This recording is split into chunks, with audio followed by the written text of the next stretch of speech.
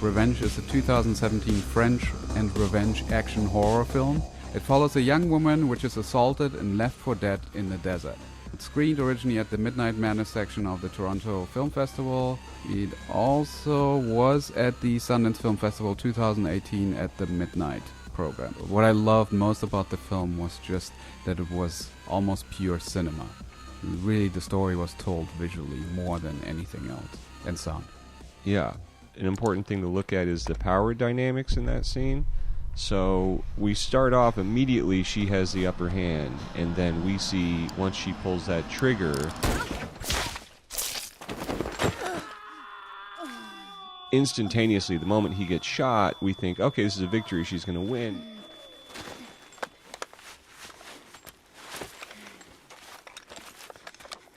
And a lot of that performance and a lot of the way that's filmed is we're immediately, even though she has this big gun, we're realizing, oh, she's in an incredibly vulnerable position because now he has the upper hand again.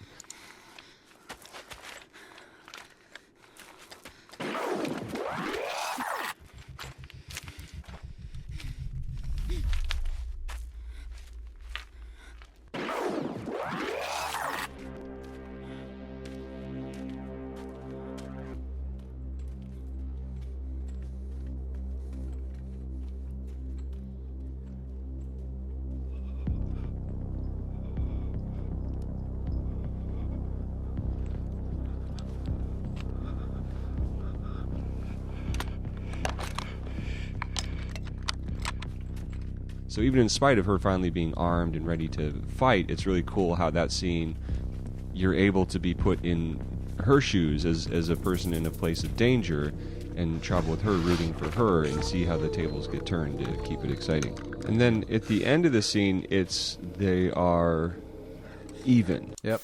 A couple of things I want to point out. Visually, I love when shots tell the story, when there's like a through line, where what we learn, the piece of information, is done through camera/editing. So at the beginning, we're on her, close up with the rifle at 2 seconds. We cut to the barrel of the rifle. And then we cut to, what is that called? Viewfinder? Sight glass. And what we see through it is our antagonist. Cut back to her, kind of her reaction. Closer to her, and then really close on her finger as she wants to pull the trigger. And then to the shot. Everything we're seeing here is really told through the right shots and the way that they're edited and paced out. That's, for me, is pure cinema. Nobody needs to say anything for us to understand what's going on. I love that. I'm just going to keep watching here, see if I notice some stuff. Jump cuts at around 18 seconds, 16 to 18, as she's lying on the ground. This kind of stuff I love. We're like creating the energy of what's going on through the editing. I mean, it's also the camera, I think, is just right on. Like the movement, the shakiness, all that stuff. A shot, like, for example, the shot at 35 seconds, I believe it starts blurry and goes into focus. That's a great editing choice where I feel like you picked a moment in that camera shot where they were still finding the focus, which could have been planned, but also just happened as the camera is finding the focus. Like, we're focusing in on what she's looking at. The balance of getting from point A to point B, because that's probably like a 4-minute walk. And the way that it's accomplished, it gives you not only that suspense of actually it feeling like it did take some time to get there, but it doesn't feel like we're cheating in the editing at all or jumping us through it or transitioning. We're jumping all over the place, but we have a really good sense of where we are at all times. Right. I want to point out something at 1:19. There's sort of a music cue that ramps up. And then we cut to a wider shot and listen to what happens to the music.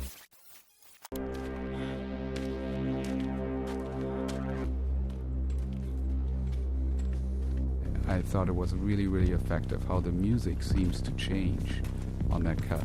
Like it's off in the distance. And I love this pan up to him, and now we understand where he is while she doesn't. So we have more information than the character has, which is suspense. That's classical Hitchcock right here. We know more than the character. And it's a huge switch in the power dynamics too. That's where it, you know, she's slowly losing power from the minute she fires that bullet to Here, it's like, oh, great, how do we get back here? And so kind of giving us that hope for a moment of, all right, she's got him now, to ending up in this is just really good drama. And then that shot just evolves. We actually see behind her the guy standing in the far distance out of focus. It's another brilliant move, I think, in terms of the craft. Yeah, and you want so badly for her to just successfully kill him when she shoots him. So that not working, again, that's just great storytelling. Yeah. And then on 204, he finally ends up shooting her.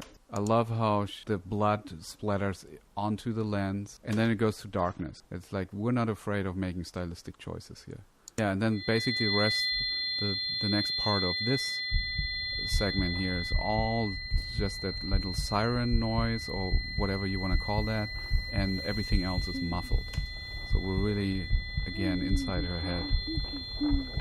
Mm-hmm. I hear some heartbeats,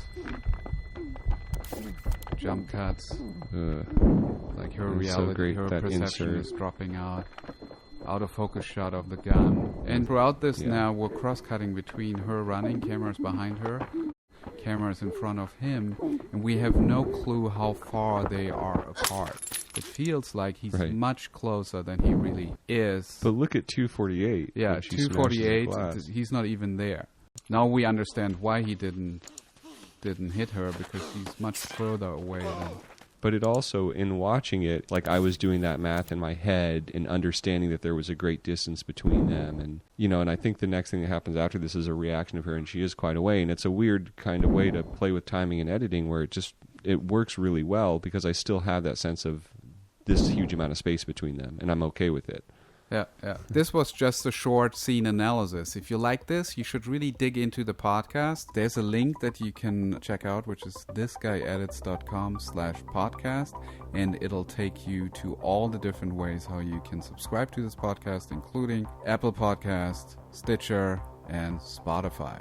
Go on a run, use it in your commute in the morning, and listen to us really nerd out on a scene. And thank you to Curta for the music, and as Sven always says... Happy editing.